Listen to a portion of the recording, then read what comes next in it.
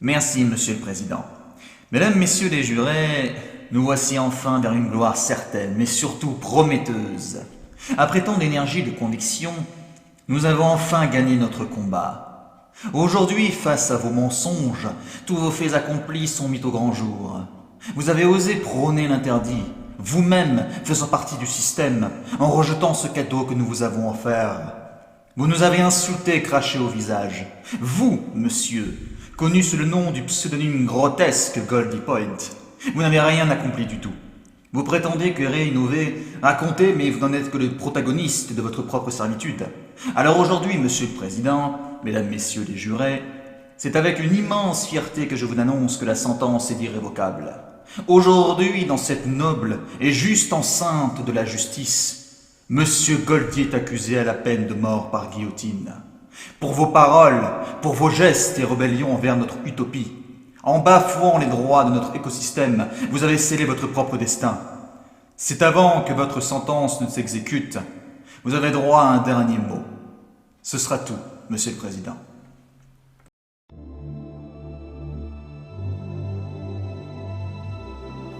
Condamné de penser, lutter et donner, jugé de créer, montrer, scruter, noyé dans cet océan de parasites, buriné, usé, fatigué, je m'effrite. Chaîne aux mains, en laisse comme un chien. Le regard vers le bas, honte me dévore, quel tracas. Depuis tant d'années, sans cesse j'ai lutté, quel combat. Au milieu de mon troupeau, noirceur est le nom de mon clan. Abandonné de tous, jugé pour être fou, je crois qu'il est temps. Il me jette en pâture, ligoté jusqu'au cou. Je le vois face à moi, l'instrument d'une fin, il est là. Prisonnier depuis le début, la peur me glace. Plus de recul, d'échappatoire, j'y fais face. Le ciel pleure, la pluie tombe et m'inonde. Signe précurseur au symbole d'adieu. Je lève la tête vers le haut, quelques rayons s'y échappent. Mes mains tremblent, le jugement approche et peu à peu, comme un éclair, ma sentence approche. Sur ma joue une rivière s'écoule, sur mes lèvres l'effroi devient foule. Mes mains dansent l'angoisse, l'échéance approche, oui hélas. Plus de livres, plus de pages, plus d'histoire, quel carnage. Tout cela sculpte mon sarcophage, ma tristesse épouse ma rage. Mon cœur s'accélère, plus question d'être sage. J'affronte le regard de ces serpents, je ne suis qu'un festin, une proie qui attend. Et pourtant cette perdition m'enlace, cache quelque chose et veut faire surface. Dans ma tête j'insulte la mort qu'elle garce. Tous ces coupables de mon jugement, abandonnés comme un mendiant. Tout cela à attendre que je me prends. Je connais plus la notion de temps, je le vois mon bourreau, tenant sa lame, imbibé de sang. Pourquoi garder un homme pensant? Pourquoi garder un homme offrant? Pourquoi donner un homme faisant? Pourquoi donner un homme créant?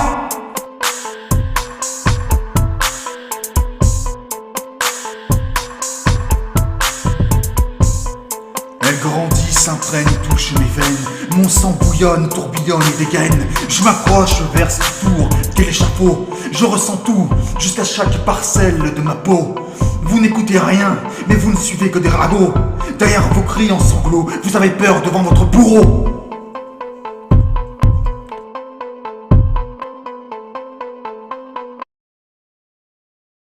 Toute une foule qui acclame, ma tête tombante.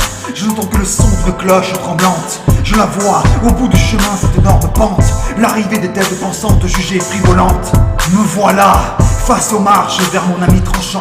Chaque pas que je fais est une lutte regrettant.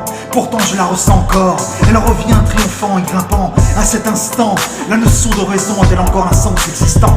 Au pied de la guillotine, il surgit cette peur divine. Dans ma chair, que de l'effroi, qui pique telle des épines. De la racaille à leurs yeux, elle s'élimine. Au sommet de ces planches de sang, pensant je finis en tombant. Rampant comme un verre, ma tête tombera dedans. La foule rageant, jetant leurs paires d'argent. Mes dents grinçant, poings serrant tout en leur avis tranchant. Ma lame m'attend, sans émotion compatissant, ma tête est mise dedans. Dieu fit l'homme à son image, alors pourquoi suis-je le seul sur cet échafaud? Le monde craint l'inconnu, reste enfermé sans clé scellant leur porte barricadée.